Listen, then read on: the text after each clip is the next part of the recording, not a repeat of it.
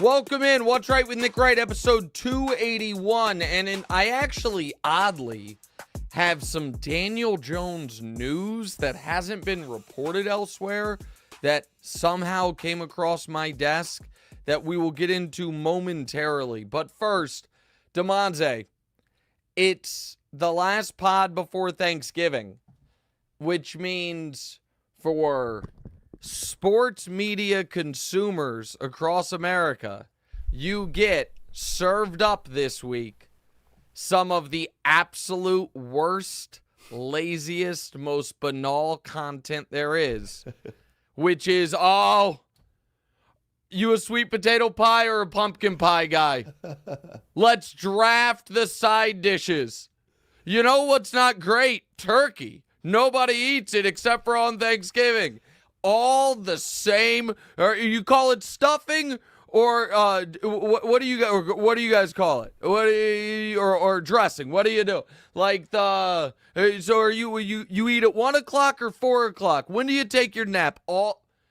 It has been rinse and repeat since the first sports radio mic was cracked on WFAN 40 years ago, that people were like, you know what America wants during one of the busiest sports week of the year? College football rivalry games, Thanksgiving football, the NBA's going, all of it. You know what they want to hear? So you like the cranberry stuffing that's shaped as a can or the actual authentic? Nobody wants to hear it. And I guarantee it is terrible. It's and you're gonna see it on every pod but this one. My tradition is every year during this show making fun of that thematic that exists across the industry. Put this on the internet, please. All right, here's what missed the cut. I told you guys Tommy DeVito was problematic. I told you that him and his agent having the whole thing be, hey, guess what? It's funny that we're Italian was going to come back and bite us. And by us, I mean us Italians. And now all of a sudden, Baker Mayfield, who I love but is about as waspy as it gets, is out there doing the A Paisan, which, again, a little appropriation, Baker. You're my guy, but don't love it. Dallas, are they a playoff contender? Probably not. Aaron Rodgers, banned from the show. Did I ban him from the show? Maybe. I'm not sure. Oh, okay, I banned him from the show. All right, before we get to Monday Night Football, Damonza, some news. Yeah, what's going on that with Daniel I don't Jones? know if anyone else has. So this is impeccably sourced. However, I totally understand if people hear this and are like, what are you kidding me? Like, since when, Nick, are you a newsbreaker? And if you are a newsbreaker, since when does it have to do with Daniel Jones? So this is just going to have to be something you guys trust me on or you don't. York. The information's free.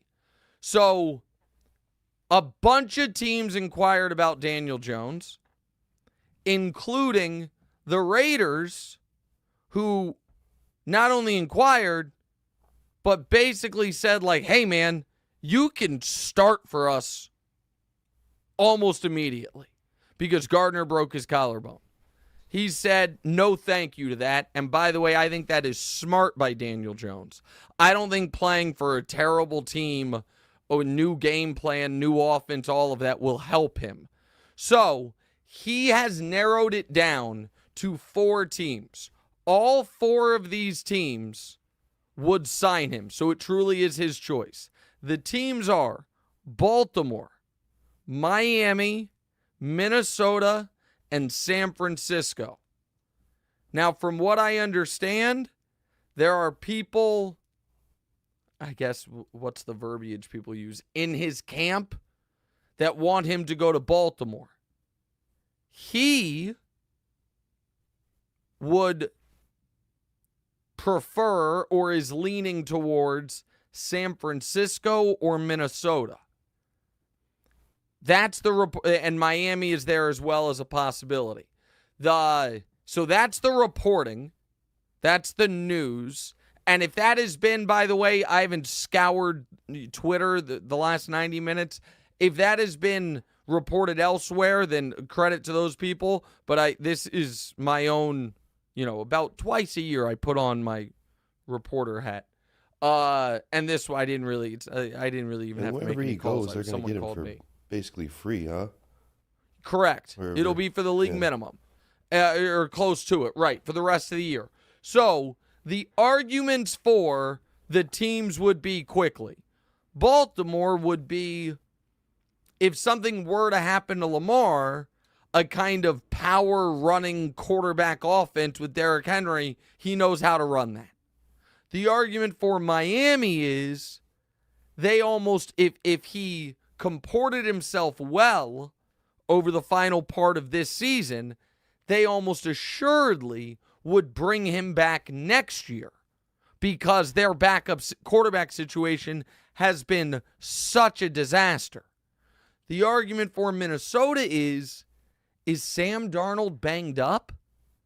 Might you actually get to play? And even if you don't, Kevin O'Connell has said great things about him, and we have seen what Kevin O'Connell has done for Sam Darnold. The argument for San Francisco, and this is, if I were talking to Daniel Jones, where I would tell him to go is, Brock Purdy's shoulder might be messed up, man.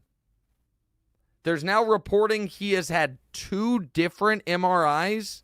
They've been you can never trust the Niners about injuries because they told us Christian McCaffrey was probable for week 1, then he missed 10 weeks. And the Achilles tendonitis spread from one leg to another like a fungus. And so when the Niners are like, we're not sure about Purdy, he should be better, he's throwing. So I would personally say to Daniel Jones, San Francisco, Miami, Minnesota, Baltimore. Because if I were him, I would want to go somewhere with a great offensive-minded head coach, legitimate weapons, a passable, if not better, offensive line, and a chance to play. And those 3 San Francisco, the quarterback's already hurt. Minnesota, the the other thing about Minnesota is this, real quick before I move on. They expect Darnold to get a legitimate, real contract from someone next year. They're obviously invested in J.J. McCarthy. So Minnesota won't be signing J.J. McCarthy. But J.J. McCarthy will essentially be a rookie coming off multiple knee surgeries. So Daniel Jones might be able to play for them next season. The argument for Miami is kind of a sad one, which is Miami's backup quarterback is on alert at all times because of Tua's situation. So, people in his camp, for reasons I don't totally understand, think Baltimore's the best option.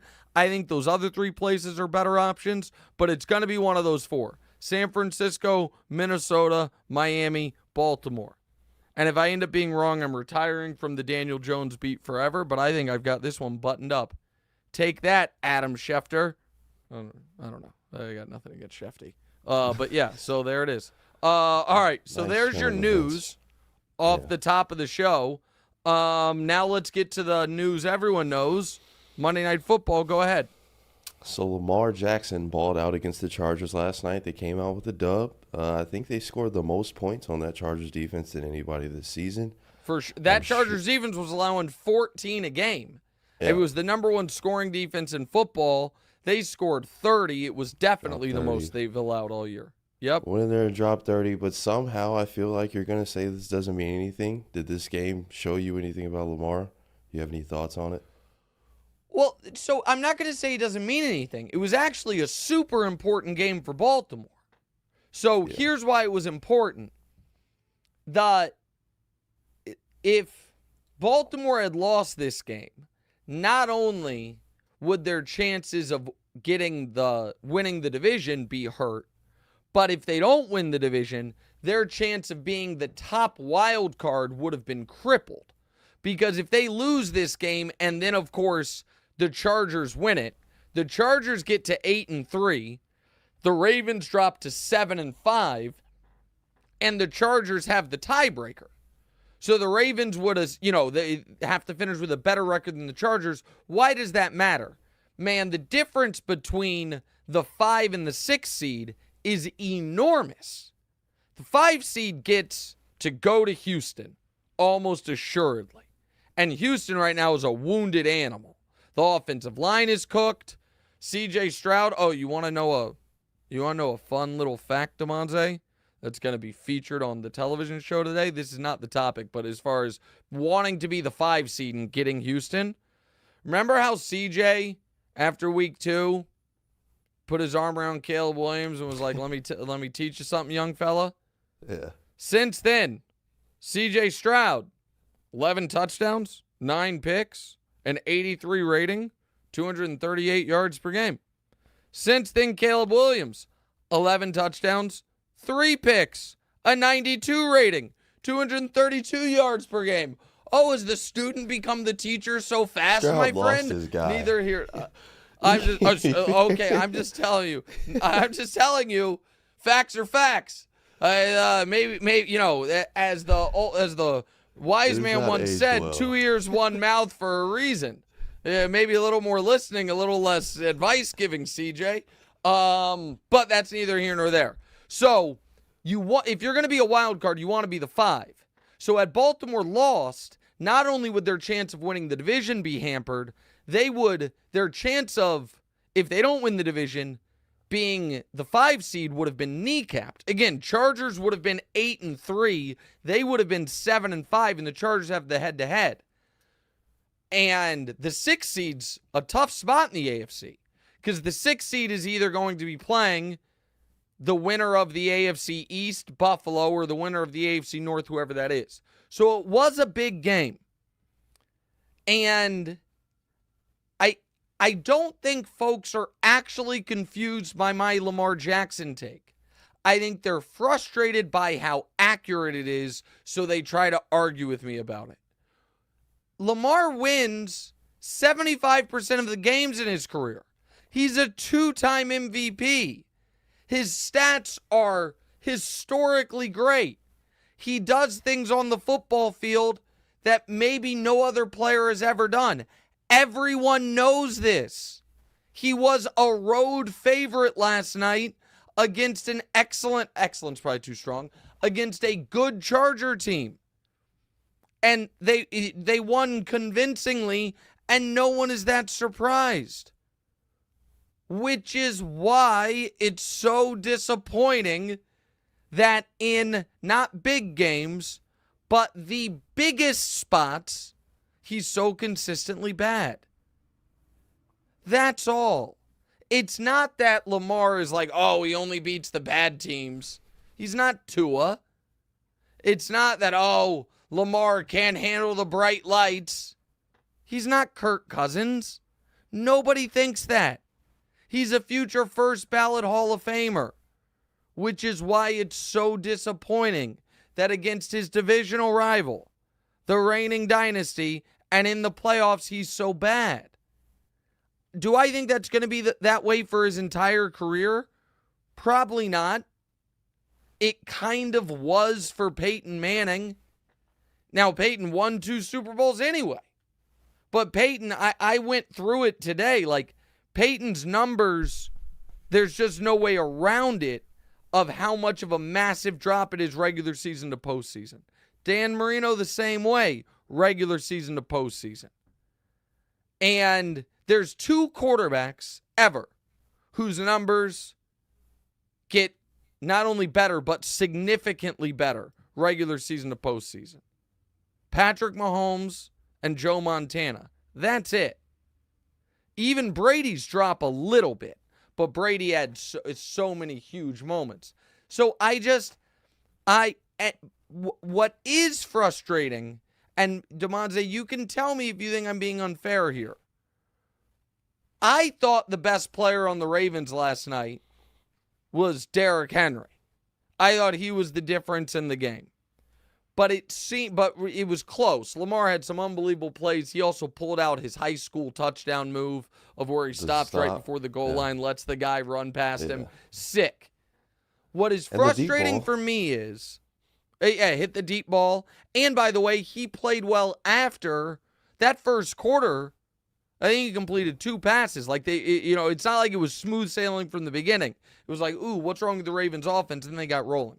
What is frustrating for me and makes it feel like we're not really being consistent narratively is every single time the Ravens win, the talk show topic is, my God, Lamar. Is he the MVP or is he the MVP? And every time they lose, the narrative is, why didn't they run Derrick Henry more? Why didn't they run J.K. Dobbins to the playoff game more? That, to me, is a little frustrating. And so I said going into yesterday's game that I thought the Ravens would win, and the topic on our show would be, is Lamar the MVP?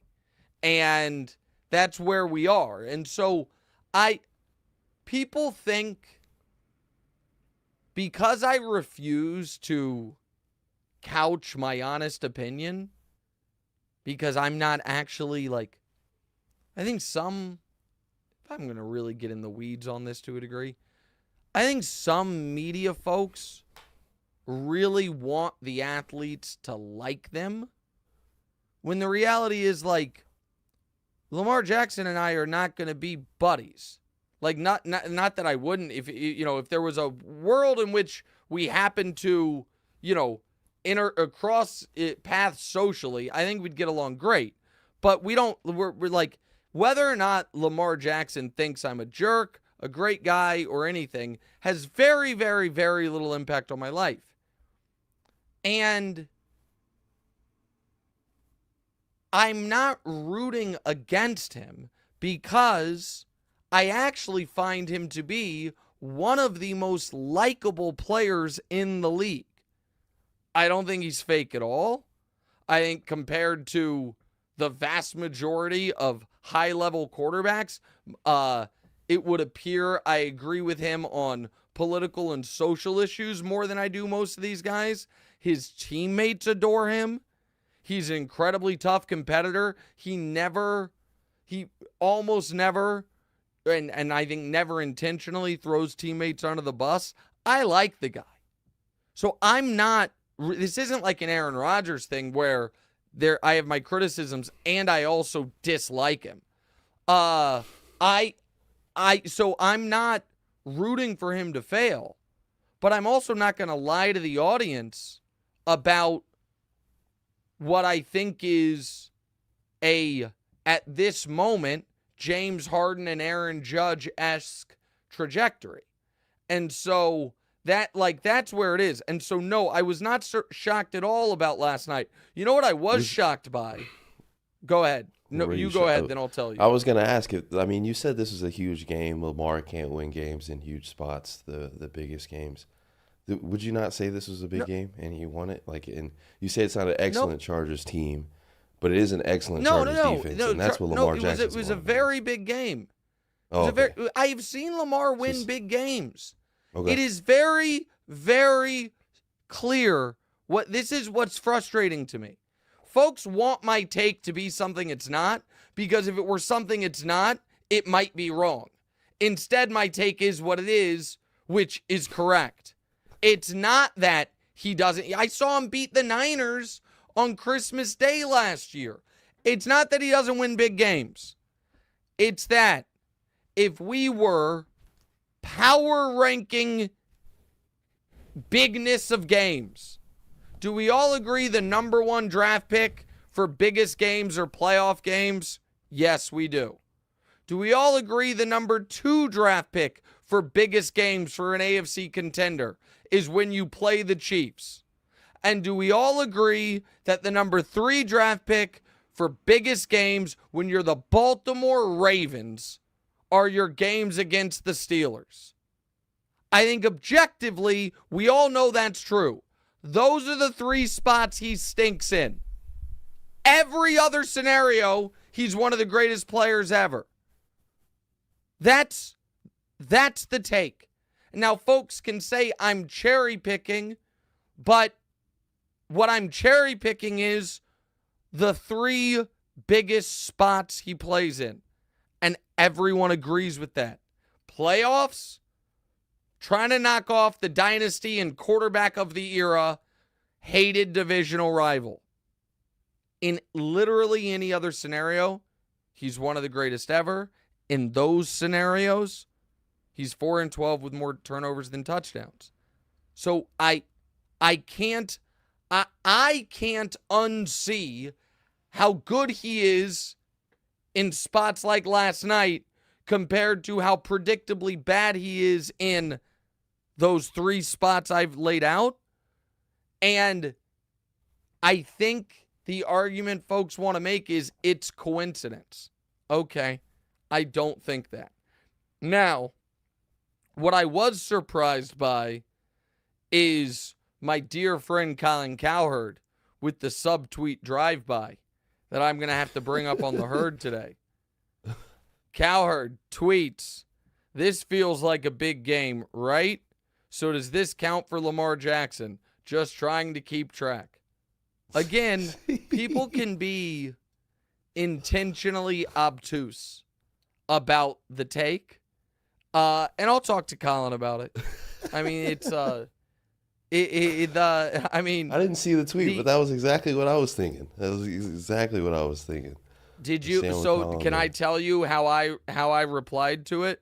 Oh, you replied to it? Before we move on. Yeah, of course.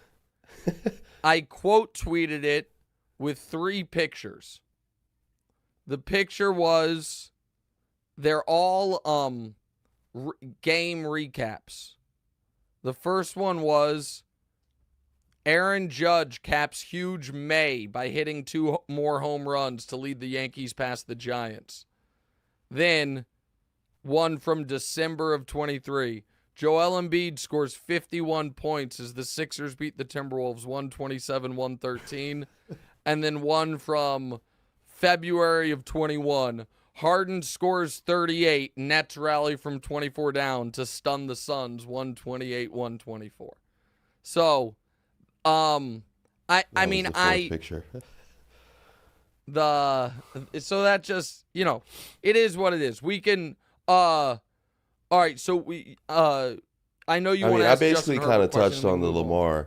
Yeah. So, how does anybody support Justin Herbert? And he hasn't won anything. Lamar Jackson obviously has the 2 MVPs. Herbert can't get over them. So I don't listen. Danny Parkin's the only person that I know of that thinks Justin Herbert's better than Lamar. I mean, I don't, again, like when people are like, how does anyone still support him? Like, Justin Herbert is obviously a good player, but he's not an all-time great. He's not a legend. He's not an MVP. And in order for him to move up those ranks, he's got to win some big games and play good in some big spots. So I actually think the general Justin Herbert opinion is the correct one. He's obviously a very talented quarterback who up to this point in his career has at least slightly underachieved. That can be blamed purely on coaching. I don't think that's fair to blame it purely on coaching. He hasn't played his best ball in the biggest spots, the 2 biggest games of his career, the win in your end game against the Raiders in week 18 a few years ago, and then the second half of the playoff game against Trevor. Those obviously were not his finest moments. And this year's a big year for him because he's got a great defense and a great head coach. So I think that is I think most people's Justin Herbert opinion is, within the bounds of that. I think the people who think Tua's better than him are out of their mind. And I think the people that think he's better than Joe Burrow are out of their minds. Like, you know what I mean? He's right there. Like, if we wanted to have an actually interesting Justin Herbert conversation, the Justin Herbert, who would you rather have comp? The best one, actually, Damonza, or the most interesting one, is Jalen Hurts. And the reason I say that is Jalen Hurts has the playoff wins, the far better regular season record, the best individual season any of them have had is his near MVP year a couple years ago. All of that. And I think there's a lot of people, my hands up as well, that would say, yeah, I still probably think Justin Herbert's better. So that's that's about like eye test, weapons, all these different things. But that's a fair discussion. But I don't think many people are putting Justin Herbert in Lamar's class, and I don't think many people are putting Justin Herbert in the Kirk Cousins Tua class. I think most people have a fair reading of Herbert. All right, let's move on to the Chiefs. Yeah, so another week, another close call for your Chiefs, except this time it was against the Panthers. You guys won by 3 points. Yeah. You almost called this one exactly. You said it'd be a 4-point victory for the Chiefs. Yeah. After the game, Mahomes said, you want to have some blowouts. I would love to win a game before the very last play. So even Mahomes sounds a little worried that they can't jump up on these teams. You seem to not be worried about it. Is there something there? Well, I don't think he's worried. I think so Wilds also said he was worried. I disagree with that. I think he's maybe a little annoyed. I don't think he's worried. No, I mean there was a great tweet that I wish I could give credit to who wrote it, but it's exactly correct. And it was so well worded and so funny. And it said, I don't care if you're the best team in the NFL, an average NFL team, an awful NFL team, a college team, or just your local high school football team. There isn't a single team in the world the Kansas City Chiefs can't beat by exactly 3 points. And I was like, yeah, that's right. Like, yeah, that's exactly right. And it doesn't the Super Bowl against the Niners beat you by 3. A game against the Panthers with Bryce Young comeback beat you by 3. And so we have growing evidence that when the Chiefs need to score, they score. As evidenced by the fact that it's not even a story that once again Mahomes gets the ball with a minute left. And did everyone expect them to immediately drive down the field and score, or just me? Oh wait, everybody did. I can only say this so many. Now, the defense the last 2 weeks has played the 2 worst games it's played in 2 years. So that needs to tighten up. Like they allowed 30 and 27. That's the most and second most points they've allowed in 2 years, and it's in consecutive weeks. Against the Bills, you can say you're playing a great offense, fine. Against the Panthers, it's not a great game. But So you're a little worried. No. So here's the thing. Compared to whom? Do I think the Chiefs are clearly head and shoulders the best team in the league? Yeah. So what would I be worried about? It is so much of the Chiefs' concern trolling is based on, in order to be concerned, people need to pretend things that didn't happen did happen. So I would be really worried that Mahomes isn't going to be the same player without Tyreek Hill if he hadn't won league MVP the first year without him. Oh, when they're kind of struggling, and not really struggling, they have the best record in the NFL, but not wildly impressive in the regular season. I'd be really worried about that if they hadn't been 10 times worse last regular season and won the Super Bowl. Oh, they're playing all these close games against some mediocre teams. I'd be really worried about that if they didn't always literally win. People want them to have lost one of these games. They haven't. Now, listen, Buffalo is not, nobody thought they played some terrible game against Buffalo. People are like, hey, Buffalo played a great game and beat them. That's another excellent team. That's not what we're talking about. We're talking about, oh my goodness, why did they almost lose to Denver? But they didn't. Why did they almost lose to Atlanta? But they didn't. Why did they almost lose to Cincinnati? But they didn't. And this Panthers game is what I would call, Damonza, fake close. And by fake close, I mean this, and this is a good just barometer for any football game. Does the other team ever, in the fourth quarter, in the Panthers game, it would apply to the second half, but let's call it fourth quarter, do they ever have the ball with a chance to take the lead? So, is there ever a time that the Panthers had the football where it's like, oh, if they score a touchdown here, they take the lead? And the answer to that question was no, not for the entire second half. It was like the AFC Championship game against Baltimore. Baltimore never once had the ball with a chance to take the lead. So even if the final score is close, it's kind of fake close. You have the team at arm's distance the whole way. And I'm not going to listen to people saying, here is how a team going for a three-peat is supposed to look. The Patriots were the last team to try to go for a three-peat. They went 10-6 that year. It was the worst regular season Brady had in 20 years. Okay? The only team to come close to a three-peat, the 1990 San Francisco 49ers. They also started 10-1. They middle of their season, they had a field goal at the gun victory over a 3-win team.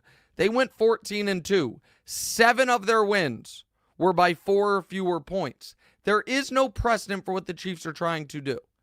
And they are discussed as if they haven't simultaneously had one of the hardest schedules in football while having the best record in football. They have beaten playoff teams, Chargers, Broncos, Ravens, Falcons. Only one team in the league has more victories over playoff teams. No team in the league has fewer losses. And so, no, and if there was any concern early, it was like, what's up with Mahomes? And riddle me this.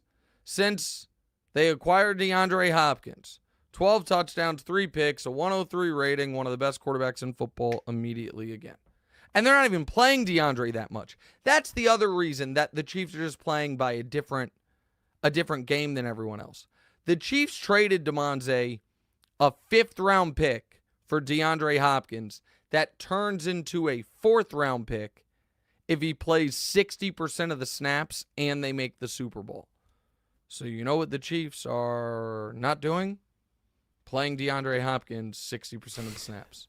He had fewer snaps than Justin Watson this week. Anybody think Justin Watson's better than DeAndre Hopkins? Or were the Chiefs like, let's keep his snap count down? They are savvy. They're really savvy. Yeah. They just added a left tackle.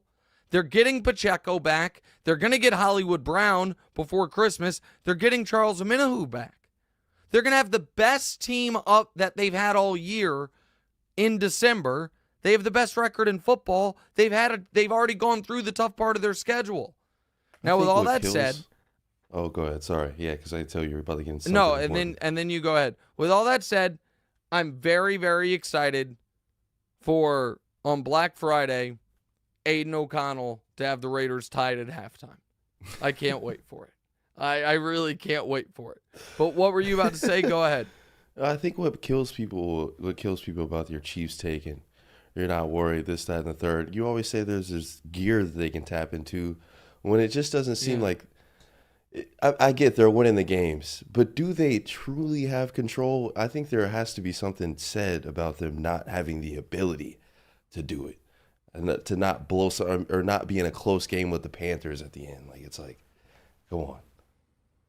Do something. Well, until the NFL, and I haven't checked, I know they changed the kickoff rules, until they change to where margin of victory matters like it's used to in college football, I don't know what the fuck people are talking about. Like, it's just and if people question, do they have an extra gear? I don't know, man. How much time was left when they got people can question it, but the proof is in the pudding of whenever they have to score, they score. They got the ball back with 1.5 minutes left, and guess what? Oh, my goodness, Mahomes, You mean that scramble was there the whole game? Like, people think these things are coincidence. Like Chris Jones, all of his sacks coming in high leverage spots or in the fourth quarter. Or does one of the greatest players ever understand all sacks are not created equal? And if I'm playing this right tackle or left guard in the first quarter and I see, oh, I can beat him on this move and then he'll adjust, I'm going to wait and let him think he's got me. Clyde Frazier used to say that he would, if he saw the guy he was guarding had a ball handling weakness, he wouldn't exploit it early because then the guy would adjust and then in a high leverage spot, he wouldn't be able to go get the steal. You guys think it's just coincidence that every great Mahomes run you've ever seen comes in the fourth quarter or on fourth down or on a critical third down? Or does he see it available and say, might not need it, but if I do, I'm not wasting it here? That every Chris Jones play, I said going into this week's game, my assumed stat line for Chris Jones against the Panthers was 0 tackles, 0 sacks. You know what he finished with? 0 tackles, 0 sacks. The other thing is this. When you're every year you're playing a 20-game season and everyone else is planning for a 17 or 18-game season, it's different. And so what actually annoys people, Damonza, about my Chiefs take is last year. Because last year they actually lost games. And last year they actually had problems. And last year they actually had to go on the road. And last year the Bills were red hot. The Ravens were the best Ravens team of the Lamar era. And the Niners had a top defense, top offense, almost MVP at quarterback. Check, check, check. And so what annoys people is that last year I was confident they had another gear, and I was right. And this year people are like, why isn't the team that's 10-1 better? And I think they're dumb. That's the answer to those questions. Next. Oh, and by the way, Bryce played well. Good for him. He made some high-level throws, and I hope that he can, my take on Bryce is too small, but everybody loves him. So I hope that he can, build something Seems off like this. A good All right, teammate next. Too. So you are no longer an NFC bachelor. You've settled down with the Eagles. They got that dub over the Rams. But love has blinded you to come out and say that Saquon Barkely should be the front runner for MVP. Is that real love, or are you just fading Josh Allen on the MVP? No, listen, right now I think the MVP should go like this. I think Saquon is here. I think Josh is right on his heels beneath him here. And then I think there is a massive gap. I don't know who would be third. You could make an argument for Goff. You could make an argument for Derrick Henry. You can make an argument for Lamar. No, you can make an argument. Is there anybody else? There's one other person that I had just said that I'm forgetting. But regardless, those are. You can maybe sneaky make an argument somewhere on your ballot for TJ Watt for carrying that, the Steelers where they are. So those are but I'm not anti-Josh this year, as I think evidence. I just think Saquon, who I was dead wrong about, is having a historic all-time great season. And this Eagles team right now is really scary. Vic Fangio did turn that defense around. So now you have an offense that was good last year until it all fell apart. That's way better because of Saquon. You then have the Fangio defense and those rookie secondary guys in Quinion Mitchell and Cooper DeJean playing great. And man, oh man, that's a scary Eagles team. Chiefs again in the Super Bowl? That's my pick right now. So here's the other thing that I tried to get into yesterday that I just think warrants, I just want to remind the audience. here is what the Eagles have going for them. Their floor of a seed is, at this point, Damonza, the 2 seed. Like, the NFC West and NFC South division winner is not going to have a great record. And with Washington having fallen apart, they are going to win that division. So, it might be tough for them to get the 1, but they can't fall past the 2. Detroit is in a different spot. Because right now, Detroit is the favorite for the 1, and they should be. But Minnesota is 1 game behind them and plays them in the final game of the year. If Minnesota were to catch them, Detroit falls to the 5 seed. So, like, Detroit probably will be the 1, but pretty easily could, if they just slip up for 2 games, go all the way to the 5. And Jared Goff's road to the Super Bowl being bye, dome game, versus what it would potentially be, which is no bye, on the road, in whoever wins the NFC West, and then on the road in Philly, and just to get to the NFC title game, that's a different story. And so Detroit has looked awesome, but Minnesota staying right on their heels at 9-2 makes Detroit a little more tenuous, while Philly has no one on their heels because Washington's fallen apart. So I just think that's another reason I like where Philly is. Go ahead, pal. Yeah, so on TV you wore a jersey, an Eagles jersey. Yeah. You just said something like Saquon. 2 or 3 weeks ago about not wearing jerseys as an adult. Especially at your job. Yeah, I'm a performer. Yeah, I also don't believe in wearing,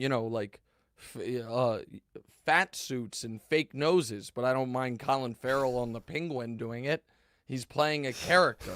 I mean, what are we talking about? Yes, I didn't wear that walking the streets of New York. I was playing a role on television, which was really trying to bother Brew. And it worked because Brew's been the Eagles guy, Brew's been the Saquon guy.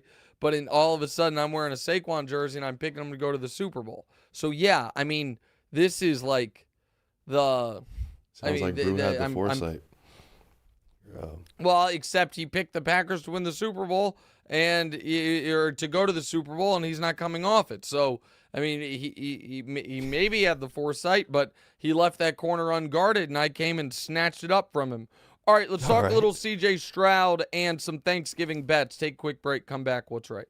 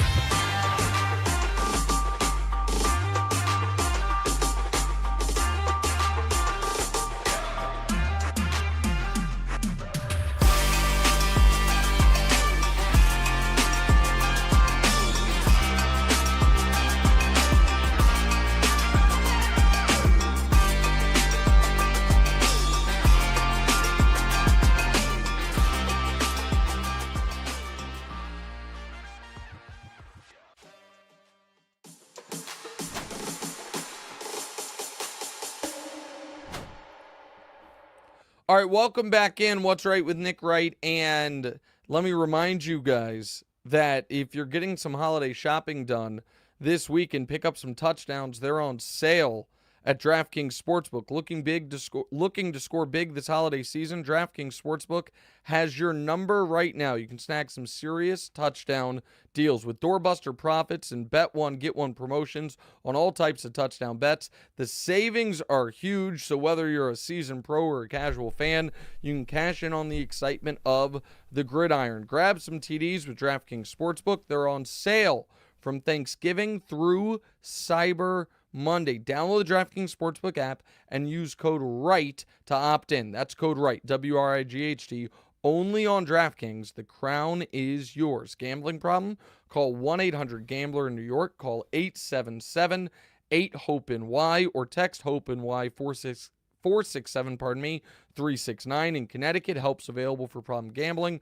Call 888-789-7777 or visit ccpg.org. Please play responsibly. On behalf of Boot Hill Casino and Resort in Kansas, 21 plus age and eligibility restriction or eligibility varies by jurisdiction. Void in New Hampshire, Oregon, Ontario. Bonus bets expire 168 hours after issuance. For additional terms and responsible gaming resources, see dkng.co/ball.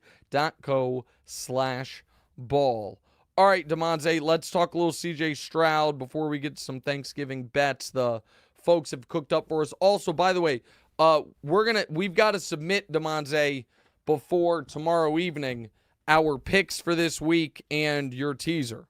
So yeah. I went 4-1 on the gambling show, by the way, back above 500. Damonza's teaser fell a little short. Both That's legs. Okay, it happens. Both legs. One truly awful leg and one barely, right? The Chiefs were the barely. Like by half point, and then Patriots. I mean, pretty much the Dolphins got past. I mean, they're just cooked. They're the Patriots. So when I remembered that you had the Chiefs minus 3.5, and it made me, because I didn't remember what the other leg of your teaser was. I was hoping when I checked the document that it had lost, because I didn't want the Chiefs to have cost you because they play a dumb game against Carolina. But hey, man. Yeah. If only someone had told you it was going to be a 3 or 4 point game. All right, let's go ahead. Let's do CJ Stroud. So we hit on CJ's slump a little bit earlier. He's had a rough month without Nico Collins. Nico Collins is back. But he's in the AFC South, so he's got a little bit of a cushion there. But before the year, we had talked about Green Bay and Houston, and which team we thought was more likely to take a step back or digress. You bought stock in the Texans and faded the Packers, who are now 8-3. Do you regret your choice, or do you think that people are reading into the CJ slump too deeply right now? No, I mean, I think it's a real thing. I think that he's not playing great. He almost went full Orlovsky in the end zone running out the back. He was lucky he got tackled because he was going to run out on his own, and the tackle made it less embarrassing. Also, the offensive line's been brutal. I also don't think the Packers are quite as good as their 8-3 record suggests. I think they're good, but I don't think they are. I don't think that the Packers feel great about their last few weeks of football. So, obviously, they feel great about the way they annihilated the Niners. But the previous week, they needed the blocked field goal against the Bears. The Lions beat them pretty soundly. The Jags game was super close. The Texans game was super close. So I think they are maybe a little shakier, and it's because Jordan Love hasn't played quite to the level he played last year. So I just thought it was I thought Super Bowl for either of these teams was premature. Now, I thought the Packers could miss the playoffs because I thought the Bears were going to be a playoff team in that division. That obviously was wrong. You look confused, Damonza. I mean, you put the thing, because you were talking about people that picked the Texans and Green Bay to go to the Super Bowl were premature. I mean, you picked the Bears before. Yeah, well, I was wrong about the Bears. Oh, okay. What do you mean? No, I was just about the Bears. All right, yeah, no, I'm sorry. The tone, I got confused. My apologies. No, I'm saying that I'm trying actually. I don't think that the Packers or the Texans have massively regressed. I think they're very similar to the actual caliber year. of teams they were last year. I just think because they both won a playoff game in impressive fashion, people thought they were maybe going to be a little ahead of the schedule they're actually on. That's the only point that I'm making. I'm not saying like it was a ridiculous pick ludicrous, to say right? that. Yeah, that's what I picked. Yeah, I'm just saying that if you're judging either of these teams based on they're disappointing if they're not a Super Bowl contender standard, I gotta kill this mosquito. Then you're disappointed. If you're judging them based on, they were on this great trajectory, did they level off a bit, but do you still feel good about them? Then it's different. Listen, the Texans got to clean a lot of things up, and they need to spend some real resources on an offensive line that's been a disaster this year. That's been their biggest problem, is their offensive line, and it's led to some of CJ's skittishness, if you will. All right, let's do the Thanksgiving, whatever Thanksgiving game we're doing here. Yeah, so much like at the Thanksgiving table, there isn't enough room on your plate for every dish. So we're going to pass around some dishes, a.k.a. bets, and you decide what you want to put on your plate. Plate one or bet one, we've got a Caleb Williams props over 229.5 pass yards at minus 115, or over 29.5 rush yards at minus 115. Listen, I actually would, I like both of these because he is running the ball more. And I think Chicago's going to have to throw a lot. They're playing Detroit on Thanksgiving. Detroit's going to put up some points. And so I wouldn't even mind parlaying these two. If I had to pick just one, I guess I would probably pick the rushing yards. But I think he could have a big statistical game, but that you expect the Bears obviously to lose. All right, next. Bet two, nap time, New York, Dallas, either team to score 3 unanswered times. Yes at minus 165 and no at plus 125. So the 3 straight scores bets always seem like no should be the favorite and yes is always the favorite because it happens more often than people think. I actually would go with no on this one because I just think this is going to be a lot of punts and quick drives because I know the Cowboys offense looked good this week, but Tommy DeVito Cooper rush is not exactly going to be a scoring bonanza. And by the way, the Caleb thing, I can get plus 250 if I parlay them both. It's not the greatest odds in the world, but that's fine. But go ahead. Bet 3, we're calling this one fading Tua in the cold. Got Tua at under 241.5 yards and under 1.5 touchdowns at plus 150. So I'm not going to do the under TDs. I would do the under yards. Here's what I'm going to say about Tua in the cold. It is up to Mike McDaniel to set the standard that it's going to not bother his team. So Mike McDaniel can't be bundled up like a snowman. Mike McDaniel's gotta set the tone. And in that Chiefs playoff game, he looked so miserable that it set a tone for his team that the weather's going to be an excuse. And he needs to set a different tone here.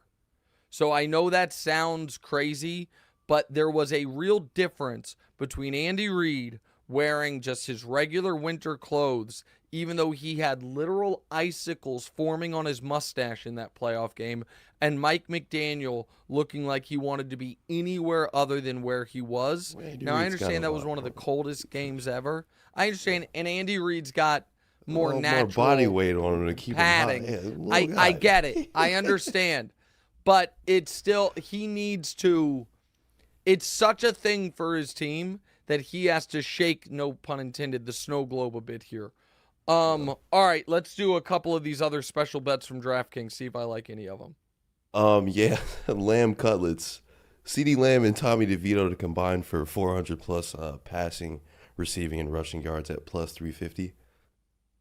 I hate that bet. I hate it. I hate it. I hate it. I will not be a part of that bet. So what would that mean? That let's say CeeDee Lamb has a monster game. He has 150 yards. I need 250 yards from Tommy DeVito? No thanks. Next. Invite the neighbors, Malik Neighbors, to have 2+ receptions in each quarter at plus 2,200. Hey.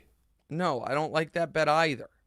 Like, again, that's relying too much on DeVito's got to get it there. Tommy DeVito. Tommy DeVito. And also, I'm going to say something. I'm going to give an old man take real quick. Malik Neighbors is too young to already be a diva wide receiver. Malik Neighbors can't be lighting his coach up, lighting his quarterback up. You've been in the league a dozen games. I think he's going to be a great player, and I think he's excellent. I understand his frustration, but that is also a cultural problem for the Giants that he thinks that's allowed. Like, sorry, man, you haven't yet done it. I understand, like, diva wide receiver is almost like something that's just totally accepted and we're fine with it. You're not Jamar Chase yet, bro. You're just not. And your teammates weren't lighting you up when, I think it was game 2, you dropped a pass that would have iced the game and they lost. Like, it's too early. Too early in your career for that, in my opinion. All right, next. Bad look. Meat Sweats. Montez Sweat to have 2+ sacks, plus 800. At 8-1, I'll take a little taste at that. I don't mind that. See if he can get a. Lions got a great offensive line, but see if Montez Sweat can get going. I don't mind that one, but go ahead. For Black Friday, Raiders Chiefs. Will the team that scores last win the game? Yes at minus 285 and no at plus 205. I mean, no, I'm not interested in that bet. Like, to me, I guess, there's two, from minus 280 to plus 205. No. Yeah, no, I'm not interested in that bet. All right, real quick, let's play this game, because then I got to run. We'll do some listener questions too, but we're going to roll through this, Damonza. Yeah, so we're deep enough into the season to know how good teams really are or aren't, but there's still a few mysteries out there. What is the biggest question mark you still have for each of these contenders? First off, Lamar is in the thick of the MVP discussion still, but even at 8-4, Baltimore has shown they're shaky at times. What is the biggest question still facing the Ravens? Well, listen, we've talked enough about Lamar. The biggest question is, for the Ravens, is the defense that showed up last night going to be their real defense? Because if it is, they got a fighting chance. Like, the defense has been brutal. Last night, the defense showed some real fight, even without Roquan Smith. So that was a very positive sign. Next. San Francisco is now plus 400 to make the playoffs. It's crazy. But they're only a game back in the crowded West. Answering a big question or two could turn things around for them. But what is the big question still facing the Niners? Well, how healthy is Purdy? And then the big question is, if they miss the playoffs, do they pay Purdy this offseason or do they wait? You guys, unsurprisingly, know I would wait and see what he looks like next year. See if if he looks more like this year or more like he did last season. And the reason that their playoff odds are so bad is because they're in such a bad shape from divisional tiebreakers. Is if they are tied with any team atop the division, they're going to lose that tiebreaker. So they need to finish with the best record with nobody having the same record, and that's going to be tough for them, especially with the schedule they have. I mean, they have a game against Buffalo coming up this weekend. Next. So the 49ers aren't the only struggling team in the NFC West. The Rams are in the same boat after falling apart on Sunday night versus the Eagles. What is the big question still facing the Rams? I mean, can they have a second half the way they did last year? Terrible open of the season last year, then we're red hot going in the playoffs. I still want to believe in the Rams because I believe in Stafford so much, but they're digging themselves quite the hole. And it's not just that they lost to Philly, it's that they let go of the rope and let Saquon kill them. Next. Washington has gone from being the it team to falling apart over the last month.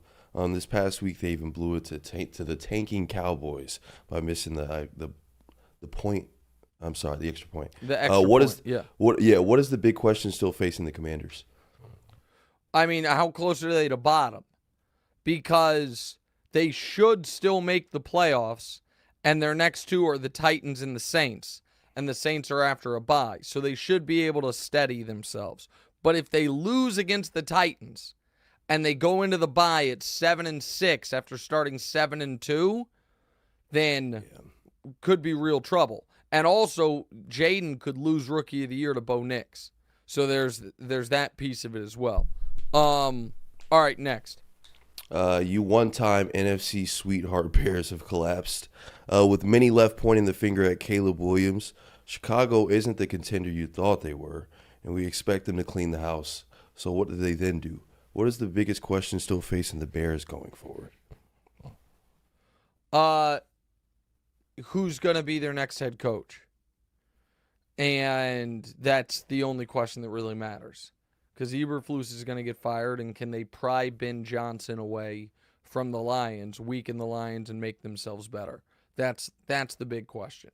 Like, that to me is no question that is their single biggest question. All right, quick break, right back. What's right?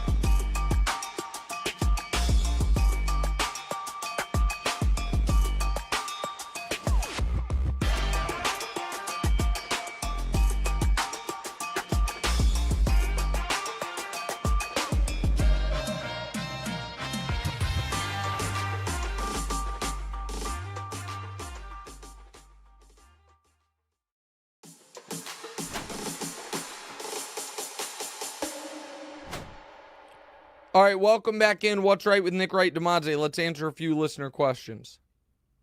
Scott Murphy, should the NBA try to encroach on Thanksgiving like the NFL has done with Christmas? There's always at least one bad game that they could have potentially steal viewers from. I don't think that would be a good idea. I think that would be a big L for the NBA. And listen, the NFL is just taking people's corners. There's nothing you can really do about it. So no, I don't think that they should try to encroach on Thanksgiving. I think it's smart to not try to start a fight they can't win. Next. Alex Magley, despite the poor coaching from Tomlin and Arthur Smith against Cleveland, do you see the Steelers as a potential opponent for the Chiefs or Bills in the AFC Championship game? Listen, I don't think the Steelers can be dismissed because every game's going to be close. And listen, the Steelers are going to play a low-scoring, close game against the worst teams in the league, the best teams in the league, and the mediocre teams. And T.J. Watt can wreck games. Listen, I think Kansas City is clearly the best. I think Buffalo is clearly the biggest threat. But I put the Steelers on the same level as the Ravens and the Chargers, though. I don't think they're worse than those teams, personally. All right, next. Travis Rogers, what does Jared Goff need to do to win MVP? Keep maintaining and hope the others slip? Well, yeah, he has to maintain, and I think he does need Josh Allen to slip up quite a bit. Here's the thing, because the MVP has become something, you know what? I'm going to amend my answer. What he needs to do to win MVP, because I don't think they're going to give it to a running back. Maybe they will, but it's been a dozen years. They play the Bills on national TV in 3 weeks, December 15th. And if they win that game, honestly, it'll probably be Jared Goff's award. Like, that's just kind of how this goes. And so They play the Bills. If he plays well and they win that game, I think he can win MVP. I don't love that it just kind of is like, oh, they played late and this guy won, but that's how the voting went last year, and so it might go like that again. All right, last one. WX, you always criticize Sirianni, but to quote you, I don't believe in quarterback wins, but I do believe in coaching wins, end quote. Why won't you give him credit for how much he's won? Listen, it's a good argument. I always say wins are a coaching stat, and he's one of the winningest coaches ever. So that is a great argument using my own definitions against me. So well done, sir. The answer to that question is I just don't think he's very good. I'm sorry. Like I just don't think he's very good. But you're right. By the way I judge coaches, I should think he's excellent. I just don't. Have a great Thanksgiving, everyone. Check our socials for our picks this weekend. Enjoy your family, friends, and if you're by yourself, go see one of these awesome movies out there. Try not to be sad this holiday Thanksgiving. Damonza, I'll see you in L.A. Thursday. Sir. Can't wait for it. Love you, pal. See you guys. We'll be right back here next Tuesday. I'm going on Colin in an hour to yell at him for making fun of me on Twitter, and then we got First Things First at 3. What's right? Hey, thanks for watching. If you're still here, do me a favor. Hit the subscribe button, then hit the bell so you can be notified when we have new episodes. After you've done that, one more favor, go to your favorite audio platform of choice and subscribe there as well. Don't forget, we're live every Tuesday and Thursday, 10:30 a.m. Eastern-ish. 10:35, 10:40, it sometimes changes, but that's why you hit the bell. You hit the bell so you're notified. You subscribe so we can get to 200,000 followers. We're right around 150,000. We'd love to get to 200,000, get Damonza another plaque. So like, subscribe, rate, send a rating too. Do all that cool stuff. Thanks, guys.